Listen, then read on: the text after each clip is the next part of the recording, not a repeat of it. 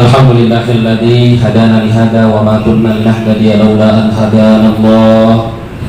Asyhadu an la ilaha illallah wa asyhadu an la ilaha illallah wahdahu la syarika lah wa asyhadu anna Muhammadan abduhu wa rasuluh. Allahumma shalli ala Muhammad wa ala alihi wa sahbihi wa man tabi'ahum bi ihsanin ila yaumiddin, amma ba'd. Qala Allah ta'ala fil Qur'anil Karim, a'udzu billahi minasyaitonir rajim. Ya ayyuhalladzina amanu ittaqullaha haqqa tuqatih wa la tamutunna illa wa antum muslimun.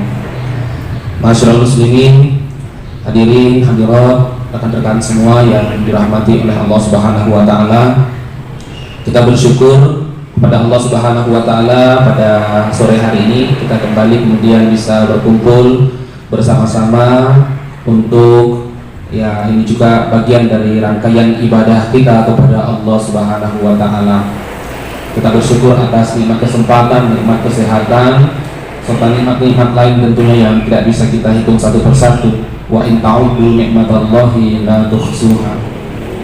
Salawat dan salam senantiasa kita curahkan kepada junjungan kita Nabiullah Muhammad sallallahu alaihi wasallam.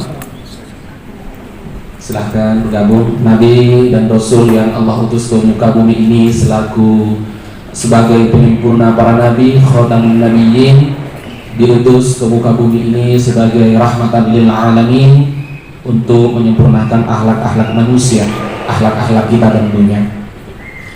Baik, kita mungkin langsung masuk saja pada materi kita, di mana kita hari ini akan berbicara, bincang-bincang, kita akan sharing terkait dengan materi ibadah. Jadi seperti yang kita ketahui bersama, 4 pembagian yang sudah semuanya kita carikan atau kita pilihkan ustadz yang mumpuni di situ. Satu di antaranya itu adalah ibadah. Di awal dulu saya sudah sempat menyampaikan secara umum bagaimana korelasi antara ibadah, akhlak, akidah, dan juga muamalah, yang intinya adalah semua itu saling melengkapi. Semua itu tidak bisa kita pisahkan satu-satu.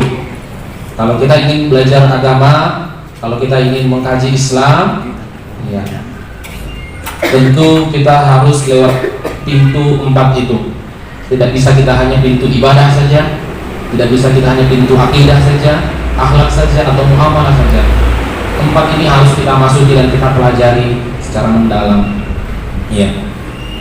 Baik, ibadah ini satu kata yang singkat dan sudah sering kali kita dengarkan, bahkan sudah tidak lepas dari kehidupan kita sehari-hari. Tapi pada prinsipnya ibadah itu tadi yang sudah disampaikan oleh 2 kawan kita.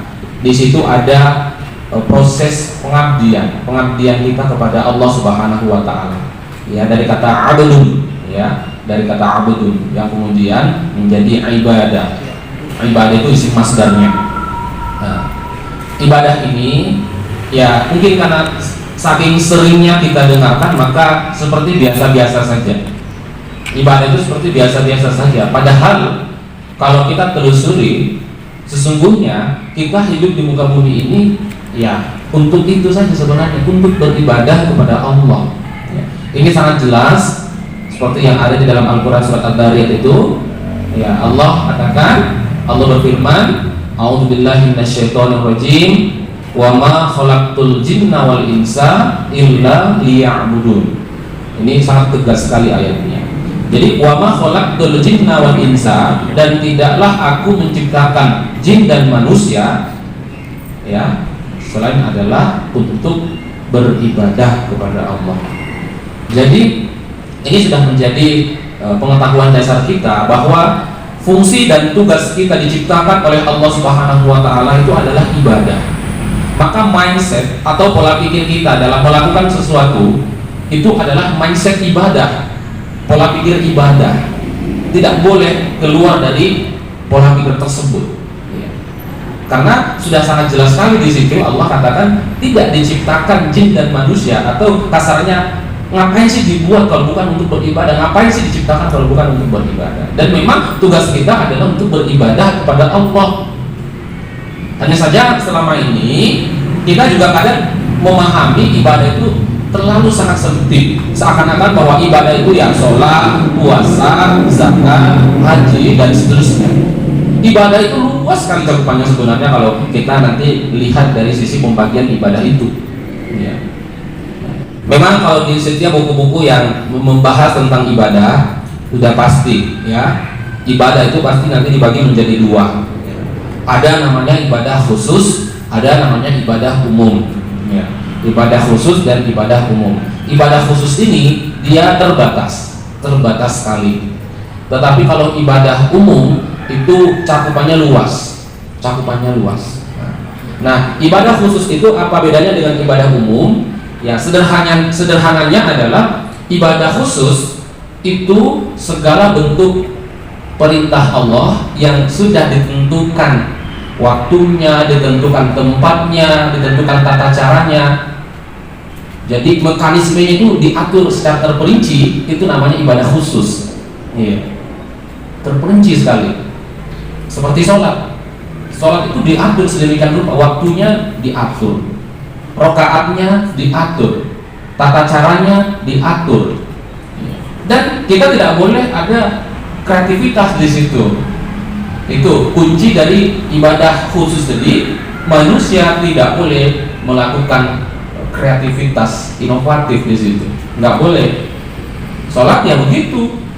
Maghrib 3, zuhur 4, asar 4, nggak boleh ada kreativitas. Itulah yang namanya ibadah khusus atau ibadah mahdhah.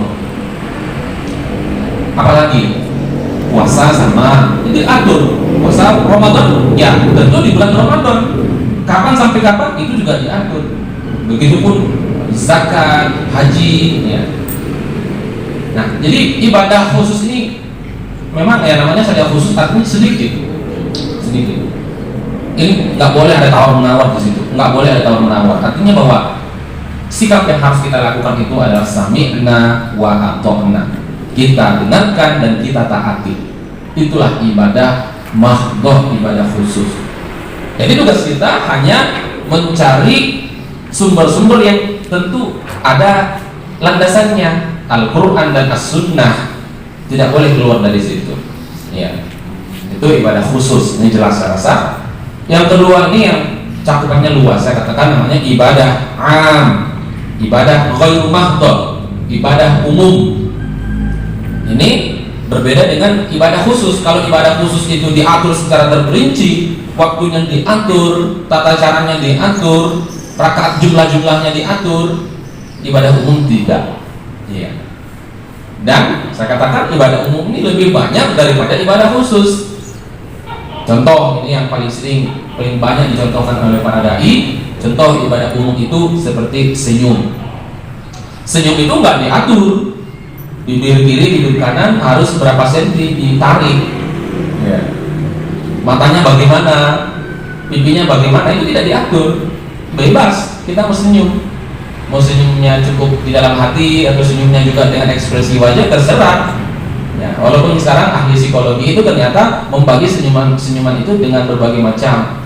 Ada senyuman sinis, ada senyuman menyindir, ada senyuman betul-betul senyuman yang hakiki. Itu ada pembagian-pembagian itu kalau menurut ahli psikolog ya kadang menghibur, kelihatan senyum tapi tidak senyum.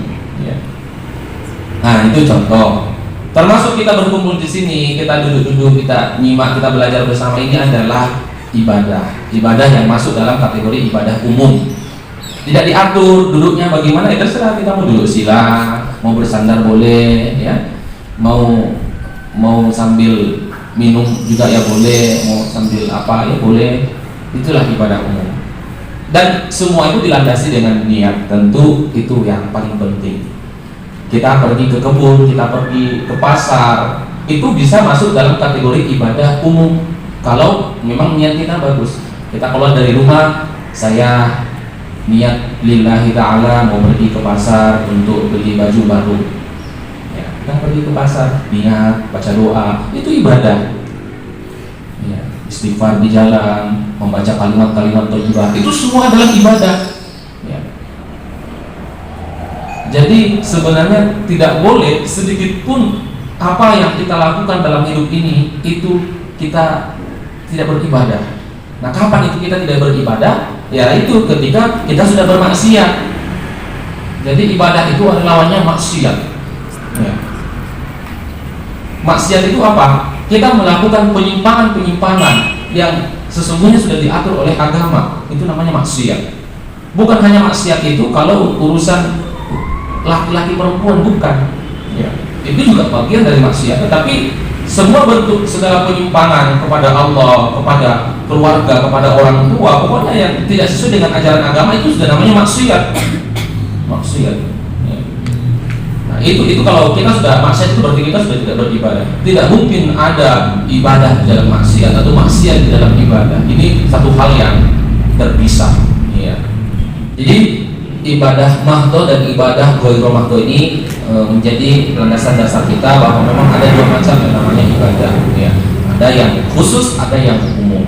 Nah, kemudian ketika kita juga mengkaji tentang persoalan ibadah, nah, kita nanti akan melihat apa itu falsafah ibadah, atau seperti yang saya tadi katakan, ibadah yang hakiki, ibadah yang sesungguhnya itu perlu kita ketahui agar betul-betul kuat dasar kita dalam beribadah.